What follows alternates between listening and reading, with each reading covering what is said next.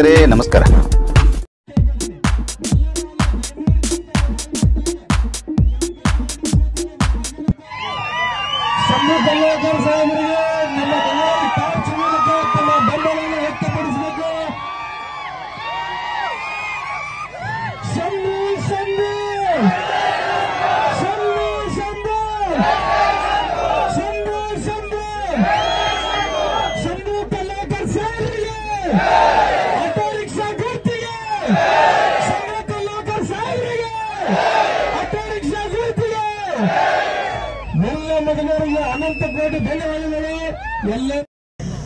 ಕಲೋಳ್ಕರ್ ಸಾಹೇಬ್ರು ಅವ್ರು ಎಂತ ಸಂಸ್ಕಾರದವ್ರು ಅಂದ್ರೆ ಅವರನ್ನು ನೋಡಿದ್ರಣ್ಣ ನಿಮಗೆ ಗೊತ್ತಾಗ್ತದ.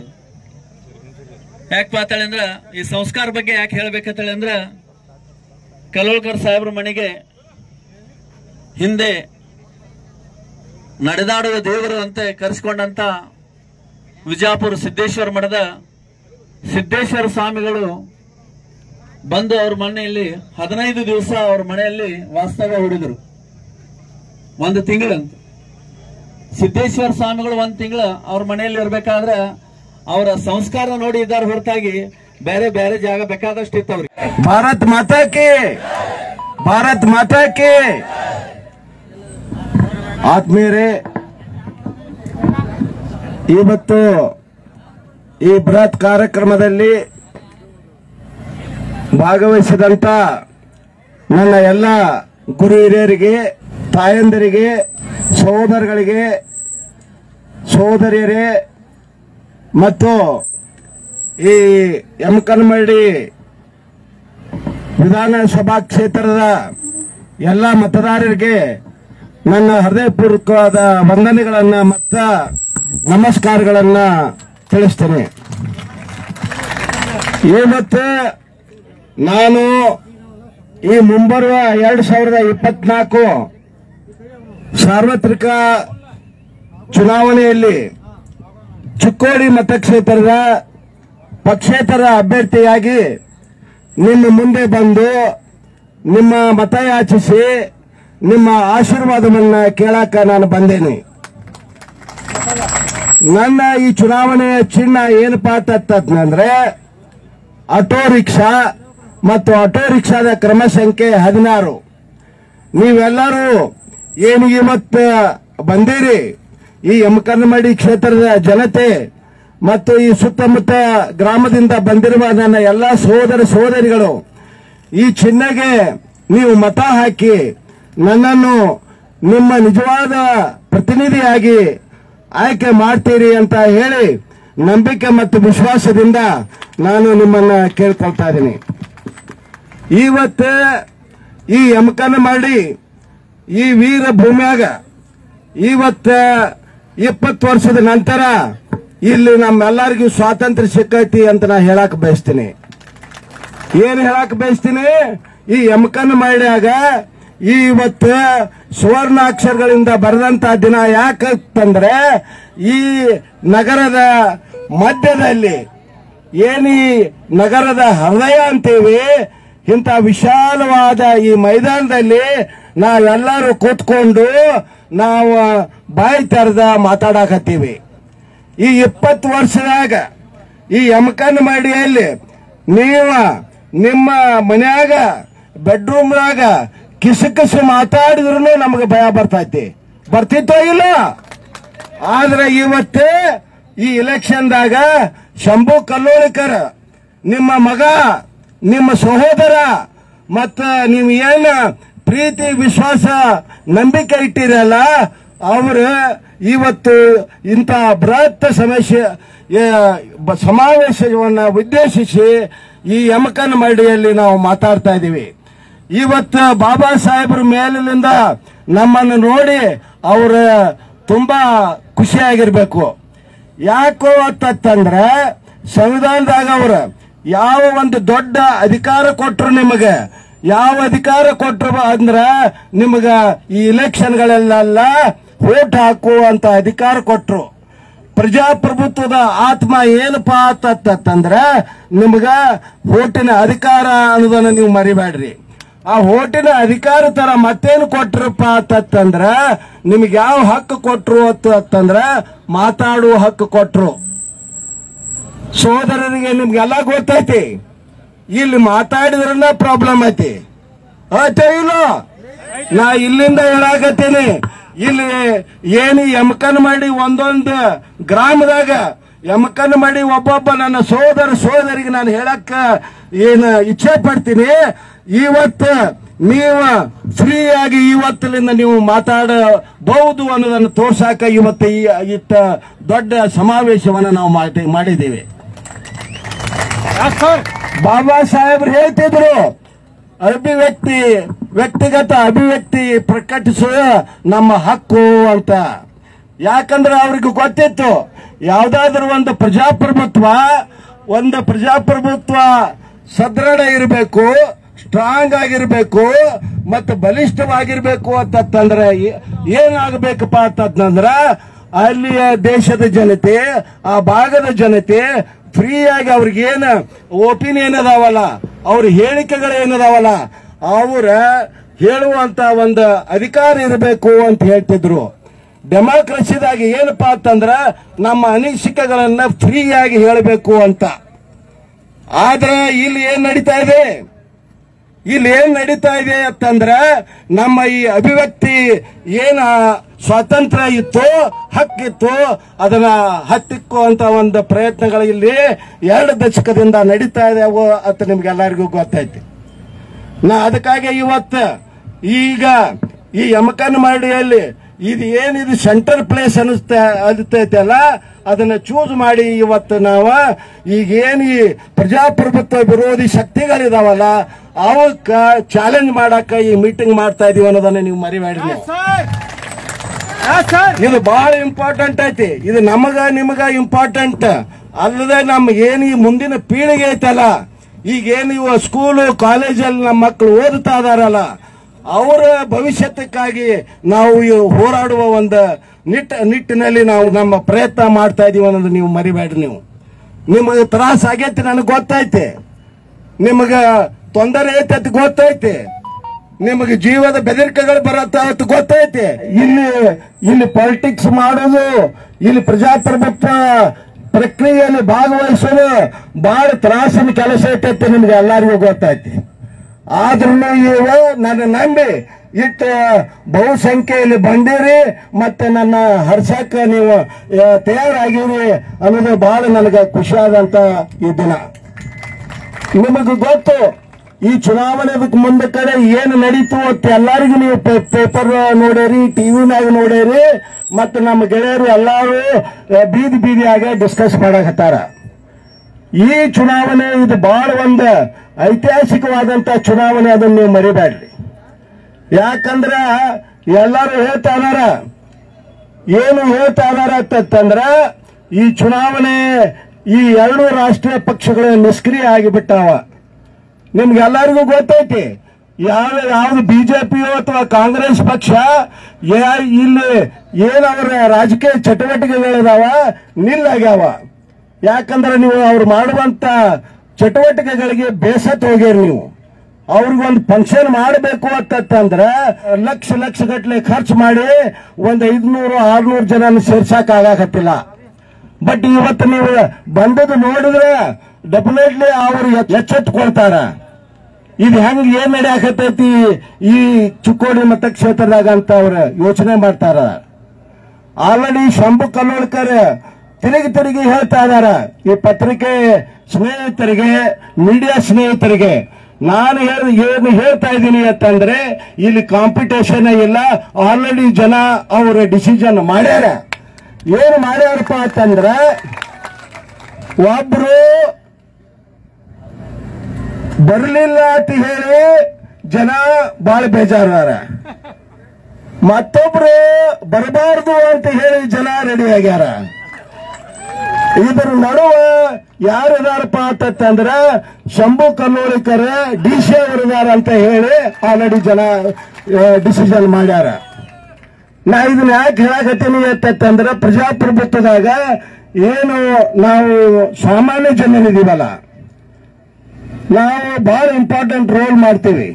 ಆದ್ರೆ ನಮ್ಮ ಶಕ್ತಿ ನಮ್ಗೆ ತಿಳಿಬಾರ್ದಂಗ ಈ ರಾಜಕಾರಣಿಗಳು ಈಗ ನಮಗ ಕಣ್ಣು ಕಟ್ಟಿ ನಮ್ಮನ್ನ ಒಂದು ಕತ್ಲಿ ರೂಮ್ದಾಗ ಹಾಕಿದಾಗ ಮಾಡಿಬಿಟ್ಟಾರ.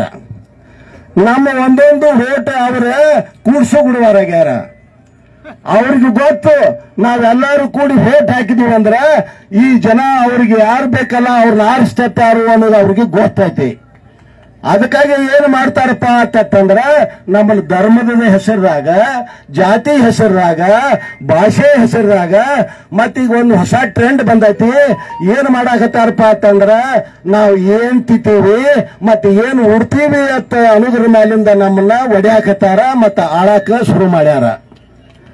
ಇದು ಬಹಳ ಇಂಪಾರ್ಟೆಂಟ್ ಐತಿ. ನೀವು ಇದನ್ನ ಅರ್ಥ ಮಾಡ್ಕೊಳ್ಳಿಲ್ಲ ಅಂದ್ರ ಮತ್ತೆ ಇದನ್ನ ನೀವು ತಿಳ್ಕೊಳ್ಳಿಲ್ಲ ಅಂದ್ರ ನಮ್ಮ ಈ ದೇಶ ಒಂದು ಒಗ್ಗೂಟ ದೇಶವಾಗಿ ಇರೋದಿಲ್ಲ ಅನ್ನೋದನ್ನ ನಾವು ನೋಡ್ಕೋಬೇಕಾಗೈತಿ.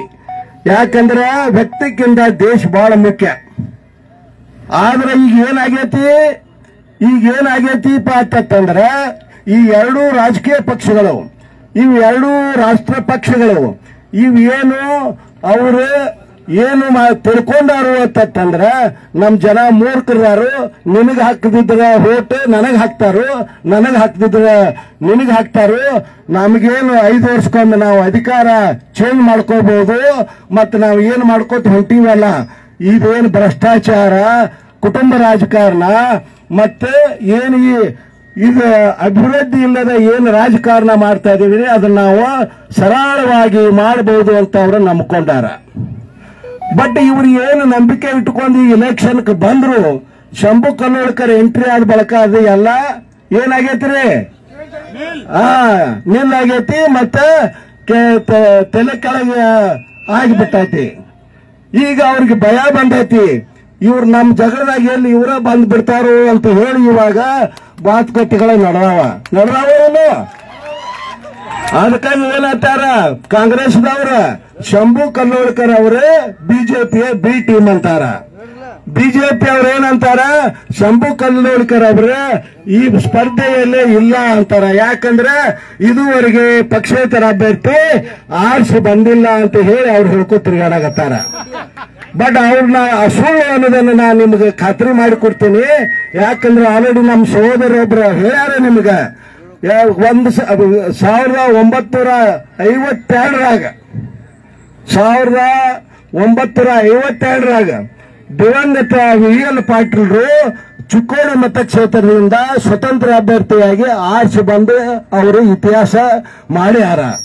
ಅದೇ ತರ 1957ರಾಗ ನಮಗೇನು ಪ್ರಜಾಪ್ರಭುತ್ವ ಬತ್ತು, ಸಂವಿಧಾನ ಬಂದ ಬಳಿಕ ಏನು ಫಸ್ಟ್ ಎಲೆಕ್ಷನ್ ನಡೀತು ಆವಾಗ ಚಿಕ್ಕೋಡಿ ಮತಕ್ಷೇತ್ರದಿಂದ ಸ್ವತಂತ್ರರಾಗಿ ಶ್ರೀಮಾನ್ ದತ್ತಾ ಕಟ್ಟಿ ಅವರು ಈ ಎಲೆಕ್ಷನ್ ಅಲ್ಲಿ ಫಸ್ಟ್ ಎಲೆಕ್ಷನ್ ಅಲ್ಲಿ ಅವರು ಆರ್ಸಿ ಬಂದರು. ನೀವು ಆಲ್ರೆಡಿ ಇತಿಹಾಸ ರಚಿಸಿದಿರಿ. ನಿಮಗೆ ಇತಿಹಾಸ ಮಾಡಿದ ನಿಮಗ ಒಂದು ಹಿರಿಮೆ ಮತ್ತು ಗರಿಮೆ ನಿಮಗಿದೆ. ಈಗ ಈ ಸಾರಿ ಮಾಡೋದು ಏನು ದೊಡ್ಡ ವಿಷಯ ಅಲ್ಲ. ಇದು 3ನೇ ಸಾರಿ ಮಾಡಿದ್ರೆ ನೀವು ಎಕ್ಸ್ಪರ್ಟ್ ಆಗಿ ಈಸಿಯಾಗಿ ಮಾಡಬಹುದು ಅಂತ ನನ್ನ ನಂಬಿಕೆ ಇದೆ. ಯಾಕಂದ್ರೆ ನೀವು ಬಹಳ ಪ್ರಜ್ಞಾವಂತ ಮತದಾರರಿದ್ದೀರಿ. ನೀವು ಚಿಕ್ಕೋಡಿ ಮತದಾರರ ಅಷ್ಟು ಸುಲಭವಾಗಿ ಯಾರನ್ನೂ ಹಚ್ಕೊಳ್ಳಂಗಿಲ್ಲ, ಮತ್ತೆ ಹಚ್ಕೊಂಡ್ರೆ ಅವರು ಬಿಡಂಗಿಲ್ಲ. ಅದು ನಿಮಗೆ ಇಲ್ಲೊಂದು ಪ್ರಾಕ್ಟೀಸ್ ಐತಿ. ಶಂಕರಾನಂದ ಸಾಹೇಬ್ರು ನೀವು 7 ಸಾರಿ ಎಲೆಕ್ಷನ್ ಗೆಲ್ಲಿಸಿ ಕಲ್ಸಿರಿ. ಮತ್ತ ಅವ್ರು ಎಷ್ಟಪ್ಪ ಅಂತಂದ್ರೆ 30 ವರ್ಷ ಈ ದೇಶದ ಬೇರೆ ಬೇರೆ ಹುದ್ದೆಯಲ್ಲಿ ಮಂತ್ರಿಗಳಾಗಿ ಕೆಲಸ ಮಾಡ್ಯಾರ. ಮತ್ತ ಅದೇ ತರ ನೀವ್ ಯಾರನ್ನ ಆರಿಸ್ಕೊಟ್ಟಿರಲ್ಲ ಅವರೆಲ್ಲ ಮಂತ್ರಿಗಳಾಗ್ಯಾರ. ಮತ್ತ ನನಗೂ ಅದ ಯೋಗ್ಯತೆ ಗೊತ್ತಿಲ್ಲ. ಇವತ್ತು ಈ ಯಮಕನ್ ಮಾಡಿ ಬೃಹತ್ ಏನು ಈ ಸಮಾವೇಶ ನಡೆದೈತಿ, ನಿಮ್ಮೊಬ್ಬೊಬ್ಬರ ಆಶೀರ್ವಾದ ನನ್ನ ಮೇಲೆ ಇದ್ರೆ ಇವಾಗಿನ ದೇಶದ ರಾಜಕೀಯ ಸ್ಥಿತಿಗತಿ ನೀವು ನೋಡಿದ್ರೆ ಎಲ್ಲ ಚಾನ್ಸ್ ಅದಾವ. ನೀವು ಏನು ವೋಟ್ ಹಾಕ್ತೀರಿ ಶಂಭು ಸರ್ಗೆ, ಏನ್ ನೀವು ವೋಟ್ ಹಾಕ್ತೀರಿ ನಿಮ್ಮ DC ಅವರಿಗೆ, ಮತ್ತೆ ಏನ್ ನೀವು ವೋಟ್ ಹಾಕ್ತೀರಿ ನಿಮ್ಮ ಮಗಗ ಮತ್ತೆ ನಿಮ್ಮ ಸಹೋದರನಿಗೆ, ಎಲ್ಲ ಚಾನ್ಸ್ ಅದಾವ. ಅವ್ರು ಕೇಂದ್ರದಾಗ ಮಂತ್ರಿ ಆಗೋ ಚಾನ್ಸು ಅದಾವ. ಇವಾಗ ಎರಡು ಪೇ ಸೆಲೆಕ್ಷನ್ ನಡೆದಾವ. ಆಲ್ಮೋಸ್ಟ್ 160-170 ಸೀಟ್ಗೆ ಇಲೆಕ್ಷನ್ ಮುಗಿದೈತಿ. ನೀವೆಲ್ಲರೂ TV ನೋಡಾಕತ್ತೀರಿ.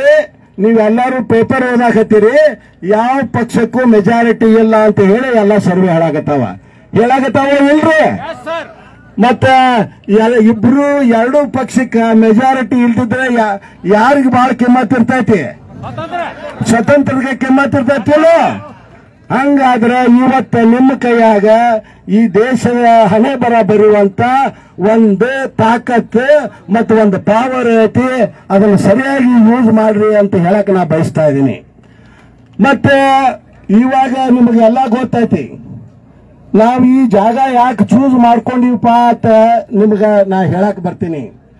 ನನಗೆಲ್ಲ ಗೊತ್ತು. ನಾನು ಪ್ರತಿಯೊಂದು ಮೀಟಿಂಗ್ದಾಗ ನಾ ಯಾಕೆ ಎಲೆಕ್ಷನ್ಗೆ ನಿಂತೀನಿ ಅಂತ ಹೇಳಿ ನನ್ನ ಸಹೋದರಿಗಳಿಗೆ ನಾನು ಹೇಳ್ಕೊತಾನೆ ಇದ್ದೀನಿ. ನಾನು ಯಾಕೆ ಈ ಎಲೆಕ್ಷನ್ಗೆ ನಿಂತೀನಿಪ್ಪ ಅಂತಂದ್ರ, ಒಂದು ಇಲ್ಲಿ ನಡೆಯುತ್ತಿರುವಂತ ಭ್ರಷ್ಟಾಚಾರದ ವಿರುದ್ಧ ನಾನು ಎಲೆಕ್ಷನ್ಗೆ ನಿಂತೀನಿ.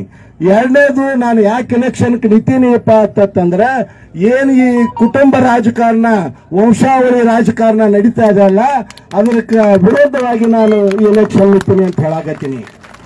ಇವು ಭ್ರಷ್ಟಾಚಾರ ಮತ್ತು ಇದು ಕುಟುಂಬ ರಾಜಕಾರಣ ಈ ನಮ್ಮ ಸಂವಿಧಾನಕ್ಕೆ ಎಷ್ಟು ಗಂಡಾಂತರ ಮತ್ತು ಎಷ್ಟು ಘಾತಕತೆ ಅನ್ನೋದನ್ನ ಹೇಳಕ್ ಬರ್ತೀನಿ.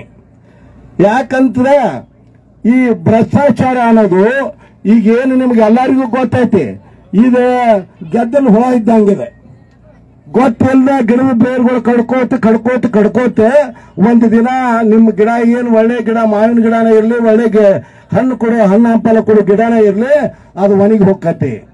ಹಾಗೇನೆ ನಮ್ಮ ಈ ರಾಷ್ಟ್ರ ಏನು, ನಮ್ಮ ಈ ದೇಶ ಈ ಭ್ರಷ್ಟರಿಗೆ ನಾವು ಮನೆ ಹಾಕಿದ್ರೆ ಒಂದು ದಿನ ನಾವೆಲ್ಲ ಹಾಳಾಗಿ ಹೋಗ್ತೀವಿ. ಯಾಕು ಅಂತಂದ್ರೆ ನಿಮ್ಮ ಕಣ್ಣು ಮುಂದೆ ನಡೆಯುವಂತ ಇನ್ಸಿಡೆಂಟ್ಗಳು ಬಹಳ ಅದಾವ. ಇವಾಗ ನಿಮಗೆ ಎಲ್ಲರಿಗೂ ಗೊತ್ತೈತಿ 20 ವರ್ಷದಿಂದ ಯಾರು ಹೆಂಗಿದ್ರು ಮತ್ ಇವಾಗ ಹೆಂಗದಾರ. ಇವಾಗ ಅವರೆಲ್ಲರೂ ಹೇಳ್ತಾರ ನಾವು ಎಲ್ಲ ಅಭಿವೃದ್ಧಿ ಹರಿಕಾರ ಅಂತ ಹೇಳ್ತಾ ಇದಾರೆ. ಅಭಿವೃದ್ಧಿ ಹರಿಕಾರಗಳಂದ್ರೆ ನೀವು ಏನು ಮಾಡಿರಿ ಈ ಚಿಕ್ಕೋಡಿ ಲೋಕಸಭಾ ಮತಕ್ಷೇತ್ರದಾಗ ನೀವು ತೋರಿಸ್ಕೊಡ್ರಿಪ್ಪ ಅಂತ ನಾನು ಕೇಳ್ತಾ ಇದ್ದೀನಿ.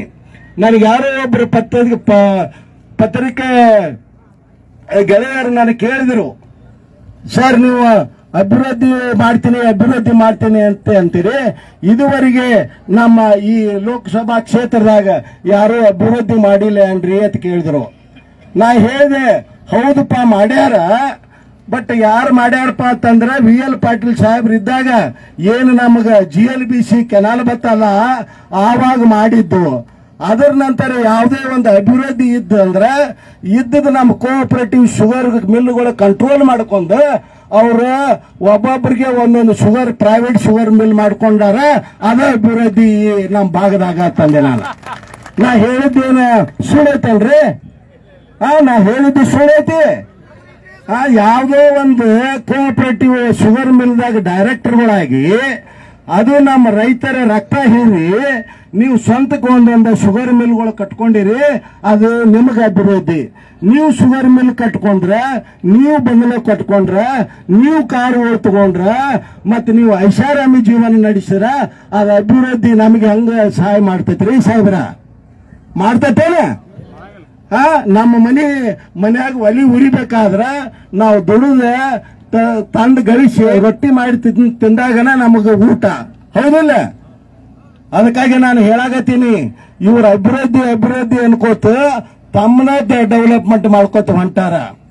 ಇವಾಗ ಮತ್ತೊಂದು ಈ ಭ್ರಷ್ಟಾಚಾರದ ಏನಪ್ಪಾ ಅಂತಂದ್ರ ಒಂದು ಶಿಖರ ಆತಂದ್ರ, ಈಗ ಜನರ ಯಮಕನ್ ಮಾಡಿ ಈ ಮತಕ್ಷೇತ್ರದಾಗ ನಾ ಧೈರ್ಯವಾಗಿ ಹೇಳಕ್ ಬಯಸ್ತೀನಿ.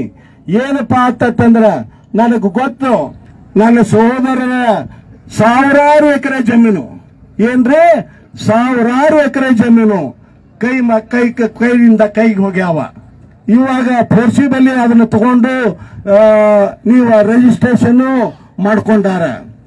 ನಾ ಇದು ಯಾಕೆ ಹೇಳ್ತಾ ಇದ್ದೀನಿ ಅಂತಂದ್ರೆ, ಈಗ ನೀವೇನಾದ್ರೂ ನನ್ನನ್ನು ಒಬ್ಬ MP ಆಗಿ ನೀವು ಚುನಾವಣೆ ಮಾಡಿ ನಾವು ಡೆಲ್ಲಿಗೆ ಕಳಿಸಿದ್ರೆ ಫಸ್ಟ್ ಕ್ವಶನ್ ನಾನು ಈ ಸಂಸದಲ್ಲಿ ಏನು ಕೇಳೋದೀನಿ ಅಂತಂದ್ರೆ, ಈಗ ಏನು ಈ ಬಡ ಕುಟುಂಬಕ್ಕೆ ಸೇರಿದ ಏನ್ ಈ ಬಡವರಿದಾರಲ್ಲ ಅವ್ರದ್ದು ಸಾವಿರಾರು ಎಕರೆ ಹೆಂಗ್ ಬೇನಾಮಿಯಾಗಿ ಬ್ಯಾರೆದವ್ರ ಹೆಸರಿನಾಗ ಹೋಗೈತಿ, ಅದು CBI ಎನ್ಕ್ವೈರಿ ಆಗಬೇಕು ಅಂತ ಕೇಳಾಕ ನಂದ ಪರಿಸ್ಥಿತಿ ಅಂತ ಕೇಳ್ತೀನಿ.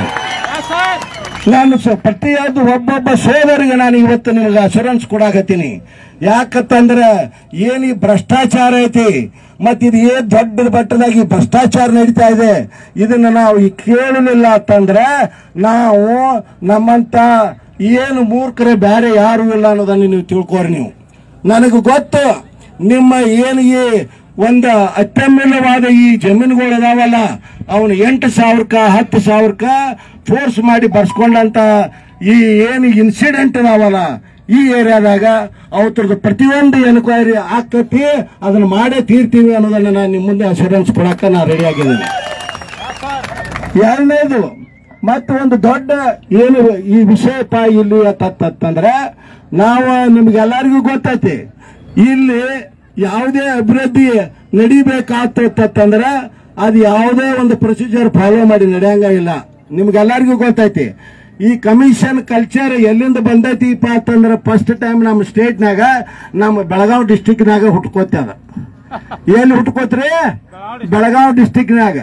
ಈ ಕಮಿಷನ್ ಕಲ್ಚರ್ ಹೆಂಗ್ ಬರ್ತಪ್ಪ ಅಂತಂದ್ರೆ ಯಾವುದೇ ಗವರ್ಮೆಂಟ್ ಸ್ಕೀಮ್ ಬಂದ್ರು ಅದೇನಾಕತಿ ನಮ್ಮ ಗೆಳೆಯರಿಗೆ, ನಮ್ಮ ಹಿತೈಷಿಗಳಿಗೆ, ನಮ್ಗೇನು ನಮ್ಮ ಫ್ರೆಂಡ್ ಇದಾರಲ್ಲ ಅವ್ರಿಗೆ ನೀ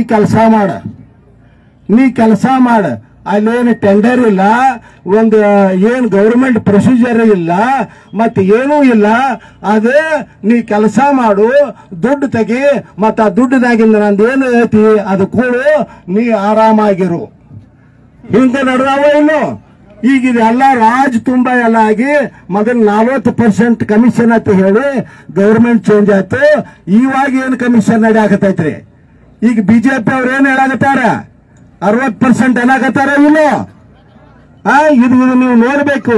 ಇದು ಕಾಂಗ್ರೆಸ್ ಮತ್ತೆ ಬಿಜೆಪಿ ಅವರು ಮಾಡುವಂತ ಅತಿ ಅನ್ಯಾಯ ಮತ್ತು ಅಕ್ರಮ ಇದು ನಮ್ಮ ಮೇಲೆ ಅನ್ನೋದನ್ನ ನೀವು ಮರ್ಕೋಬೇಡಿ.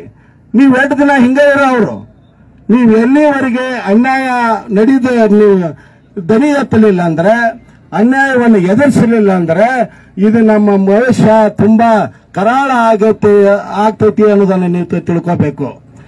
ಆದ್ರೆ ನಾವು ಕೇಳಾಕ ಯಾರು ಕೇಳಬಾರ್ದು ಅಂತ ಹೇಳಿ ಇಲ್ಲಿ ಒಂದು ಏನು ಅನ್ರಿಟನ್ ಲಾ ಐತಿ, ಬರೆಯಲಾಗದಂತ ಒಂದು ಕಾಯ್ದೆ ಐತಿ. ಇಲ್ಲಿ ಯಾರನ್ನೂ ಕ್ವಶನ್ ಕೇಳಬಾರ್ದು. ಇಲ್ಲಿ ಯಾರು ಅಧಿಕಾರದಾಗದಾರ ಅವ್ರ ಬಗ್ಗೆ ಮಾತಾಡಬಾರ್ದು ಅಂತ ಹೇಳಿ ಇಲ್ಲಿ ಒಂದು ಕಾನೂನು ಐತಿ. ಬಟ್ ಈಗ ನೀವು ನಿಮ್ಮ ಮಕ್ಕಳ ಸ್ಕೂಲ್ಗೆ ಹೊಂಟಾರ ನೋಡಿ, ಪ್ರೈಮರಿ ಸ್ಕೂಲ್ಗೆ ಗಿಲ್ಗೆ, ಈಗ ಆ ಸ್ಕೂಲ್ ಮೇಲೆ ಒಂದು ಸಿಕ್ಕ ಹಾಕ್ಯಾರ. ಇವು ನೋಡ್ಯಾರೇನ ಏನ್ ಹಾಕ್ಯಾರು ಅಂತಂದ್ರೆ ಧೈರ್ಯವಾಗಿ ಪ್ರಶ್ನೆ ಕೇಳು ಅಂದ್ರೆ ನಮ್ಮ ಮಕ್ಕಳ ಧೈರ್ಯವಾಗಿ ಪ್ರಶ್ನೆ ಕೇಳಬೇಕಂತ. ಆದ್ರೆ ನಾವು ಪ್ರಜ್ಞಾವಂತ ಮತದಾರರು, ಪ್ರಜ್ಞಾವಂತ ಏನು ನಾವು ಪ್ರಜೆಗಳಿದೀವಿ, ನಾವು ಮಾತ್ರ ಪ್ರಶ್ನೆ ಕೇಳಬಾರ್ದು ಅಂತ.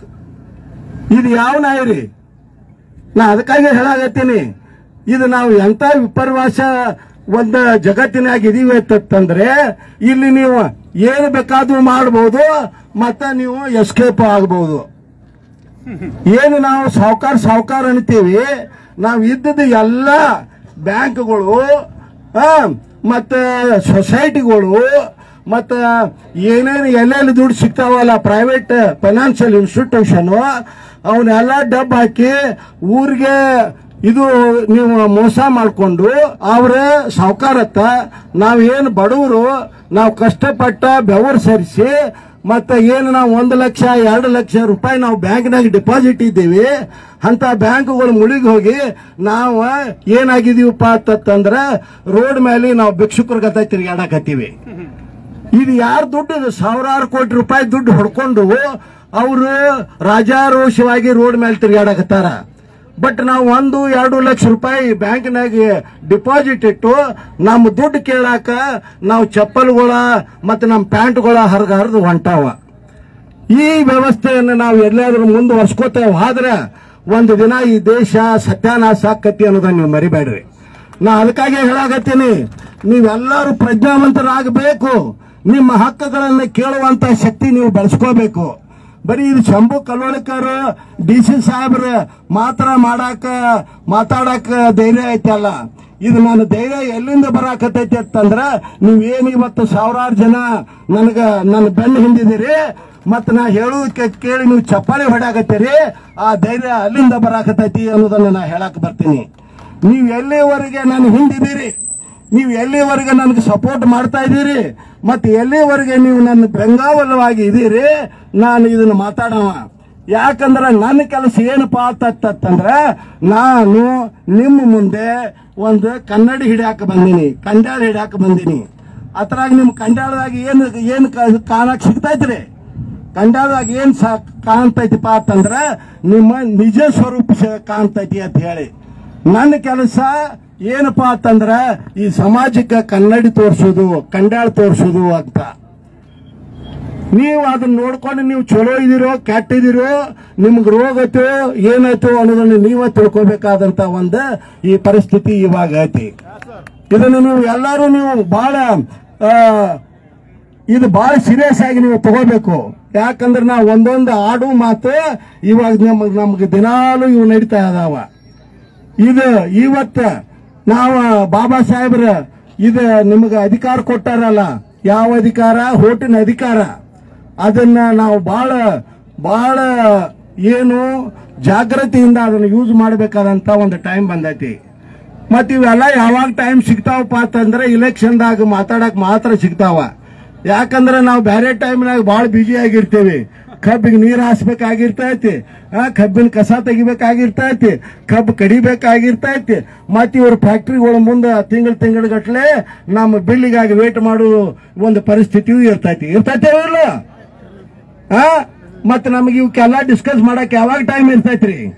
ಅದಕ್ಕಾಗಿ ನಾನು ಹೇಳಾಕತ್ತೀನಿ, ನೀವು ನಿಮ್ಮ ಈ ಪರಿಸ್ಥಿತಿಗೆ ಯಾರು ಕಾರಣರು ಎಂಬುದನ್ನು ನೀವು ತಿಳ್ಕೋಬೇಕಾದಂತ ಒಂದು ಟೈಮ್ ಬಂದೈತಿ. ಎಲ್ಲಿವರೆಗೆ ನೀವು ಇದನ್ನು ತಿಳ್ಕೊಳ್ಳಂಗಿಲ್ಲ, ಎಲ್ಲಿವರೆಗೆ ನಿಮ್ಮ ಹಕ್ಕುಗಳ ಬಗ್ಗೆ ನಿಮಗೆ ಜ್ಞಾನ ಇರಂಗಿಲ್ಲ, ಎಲ್ಲಿವರೆಗೆ ನಿಮ್ಮ ಹಕ್ಕುಗಳನ್ನು ನೀವು ರಕ್ಷಣೆ ಮಾಡಂಗಿಲ್ಲ, ಅಲ್ಲಿವರೆಗೆ ಏನು ಈ ಭ್ರಷ್ಟ ರಾಜಕಾರಣಿಗಳದಾರ, ದುಷ್ಟ ರಾಜಕಾರಣಿಗಳದಾರ, ಅವ್ರನ್ನ ನಮ್ಮನ್ನ ಗುಲಾಮರನ್ನಾಗಿ ಇಟ್ಕೋತಾರ, ಮತ್ತೆ ಈ ದೇಶವನ್ನು ಆಳ್ತಾರ ಅನ್ನೋದನ್ನ ನೀವು ಮರಿಬೇಡಿ. ನಾ ತಿರುಗಿ ಹೇಳಾಕತ್ತೀನಿ, ಈ ದೇಶಕ್ಕೆ ಯಾರಾದರೂ ಪ್ರಭುಗಳು ಇದಾರಪ್ಪ ಅಂತಂದ್ರೆ ಬಾಬಾ ಸಾಹೇಬ್ ಕೊಟ್ಟದ್ದ ಸಂವಿಧಾನದ ಮೂಲಕ, ಅದು ಈ ಪ್ರಜಾತಂತ್ರದಾಗ ಅದು ಪ್ರಜೆಗಳೇ ಪ್ರಭುಗಳು ಅಂತ ಹೇಳ್ತಾರ. ನೀವು ಪ್ರಜೆಗಳು. ಯಾಕಂದ್ರೆ ಈ ಸಂವಿಧಾನ ನಾವು ಬರೆದಿದ್ದೀವಿ ಮತ್ತು ನಮಗೆ ನಾವು ಅರ್ಪಿಸಿಕೊಂಡಿದ್ದೀವಿ.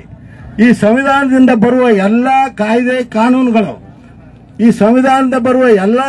ಕಾನೂನುಗಳು ಇವತ್ತು ನಾವು ಇಲ್ಲಿ ಧೈರ್ಯದಿಂದ ನಾವು ಕುತ್ಕೊಂಡು ನಾವು ಇಟ್ಟು ಭಾಷಣ ಮಾಡ್ತಾ ಇದೀವಿ ಮತ್ತು ಭಾಷಣ ಕೇಳ್ತಾ ಇದೀವಿ ಅಂತಂದ್ರೆ ಆ ಧೈರ್ಯ ಎಲ್ಲಿಂದ ಬರಾಕತ್ತೈತಿಪ್ಪ ಅಂತಂದ್ರೆ ಬಾಬಾ ಸಾಹೇಬರು ಕೊಟ್ಟಂತ ಈ ಸಂವಿಧಾನದಿಂದ ಬರ್ತೈತಿ ಅನ್ನೋದನ್ನು ನೀವು ಮರಿಬೇಡ್ರಿ. ನೀವು ಅದಕ್ಕಾಗಿ ನಾನು ಮತ್ತೆ ನಿಮ್ಗೆ ಹೇಳಕ್ ಬಯಸ್ತೀನಿ, ಇದು ಚುನಾವಣೆ ಬಹಳ ಇಂಪಾರ್ಟೆಂಟ್ ಐತಿ. ಈ ಚುನಾವಣೆ ಬರೀ ವೋಟ್ ಹಾಕಿ ಒಬ್ಬನ ಎಂಪಿನ ಮಾಡುವುದು ಚುನಾವಣೆ ಅಲ್ಲ. ಇದು ಶಂಭು ಕಲ್ಲೋಳಿಕರ್ ನಿಮ್ ವೋಟ್ ಹಾಕೊಂಡು MP ಆಗುವಂದು ಇದು ಚುನಾವಣೆ ಅಲ್ಲ. ಈ ಚುನಾವಣೆ ಏನಪ್ಪಾ ಅಂತಂದ್ರೆ ಇದು ನಮ್ಮ ಭವಿಷ್ಯದ ಚುನಾವಣೆ.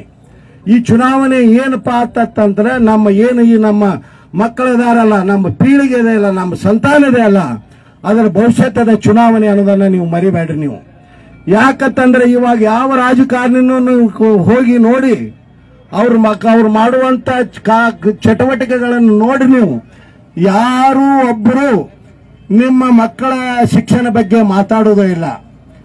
ಯಾರೂ ಒಬ್ಬರು ನಿಮ್ಮ ಮಕ್ಕಳ ಆರೋಗ್ಯ ಬಗ್ಗೆ ಅಥವಾ ನಿಮ್ಮ ಆರೋಗ್ಯ ಬಗ್ಗೆ ಮಾತಾಡೋದೇ ಇಲ್ಲ. ಯಾರೂ ಒಬ್ರು ನಿಮ್ಮ ಮಕ್ಕಳ ಏನು ಡಿಗ್ರಿ ಡಿಪ್ಲೊಮಾ ಮಾಡ್ಕೊಂಡ ಇವಾಗ ನಿಮಗೆ ಭಾರವಾಗಿ ನಿಮ್ಮ ಮನ್ಯಾಗ ಅದಾರ, ಅದವ್ರ ಬಗ್ಗೆ ಯಾವುದು ಮಾತಾಡಂಗಿಲ್ಲ. ಅವ್ರೇನು ಮಾತಾಡ್ತಾ ಇದಾರ್ರಿ? ಅವ್ರೇನು ಮಾತಾಡತ್ತಾರ? ಅವ್ರು ಮಾತಾಡೋದು ಮಾತು ಕೇಳಿದ್ರೆ ನಮಗ ನಾಚಿಕೆ ಆಕತಿ. ಏನಾಕತ್ತೆ? ಅವಂದು ಸಿಡಿ ಬತ್ತು, ಇವಂದು ಸಿಡಿ ಬತ್ತು, ಅಲ್ಲಿ ಹೋದ ಇಲ್ಲೂ ಹೋದ, 24 ತಾಸು ಟಿವಿಯಾಗ ಇದ ನಡಿತೈತಿ. ಮತ್ತ ಅವ್ರು ಯಾರು ಏನ್ ತಿಂತಾರ? ಹಲಾಲ್ ತಿನ್ನಾಕತ್ತಾರೋ, ಜಟ್ಕಾ ತಿನ್ನಾಕತ್ತಾರೋ, ಮತ್ತ ಇದನ್ನೆಲ್ಲ ಯಾರು ಮಾತಾಡಕತ್ತಾರ? ಇದು ಯಾರಿಗೆ ಸಂಬಂಧವಿಲ್ಲದವ್ರು ಮಾತಾಡ್ಕೊತ ಹೊಂಟಾರ. ಮಟನ್ ತಿನ್ನೋರು ಅದು ಹಲಾಲು ಜಟ್ಕ ಅನ್ನೋದು ನೋಡಂಗಿಲ್ಲ. ಮತ್ ಯಾರಿಗೆ ಇಷ್ಟ ಅದು ಅವ್ರು ತಿನ್ನೋದು ಅವ್ರದ್ದು ಇಷ್ಟ, ಅವ್ರ ಲೈಕಿಂಗ್.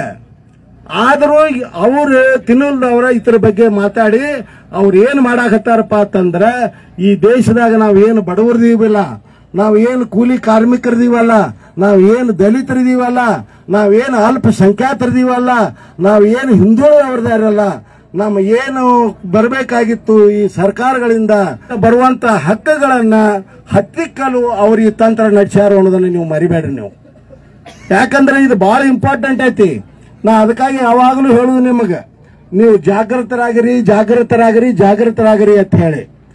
ನಾವು 15-20 ವರ್ಷದಿಂದ JH ಪಟೇಲ್ ಸಾಹೇಬರು, ದಿವಂಗತ JH ಪಟೇಲ್ ಸಾಹೇಬರು ಮುಖ್ಯಮಂತ್ರಿ ಆದಾಗ ನಮಗವ್ರ ಈ ಚಿಕ್ಕೋಡಿ ಜಿಲ್ಲಾ ಪ್ರತ್ಯೇಕ ಜಿಲ್ಲಾ ಅಂತ ಹೇಳಿ ಅನೌನ್ಸ್ ಮಾಡಿ ಗೆಜೆಟ್ ನೋಟಿಫಿಕೇಶನ್ ಮಾಡಿದ್ರು.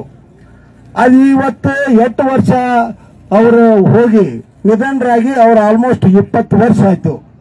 ಈಗ 20 ವರ್ಷ ಅಧಿಕಾರ ಯಾರ ಕೈಯಾಗಿದೆ? ಅಧಿಕಾರ ಇಲ್ಲಿ ಏನು ನಮ್ಮ ಏನು ಜಿಲ್ಲೆಯ ನಾಯಕರಿದಾರಲ್ಲ ಅವ್ರ ಕೈಯಾಗ ಅದ ಆಲ್ಮೋಸ್ಟ್.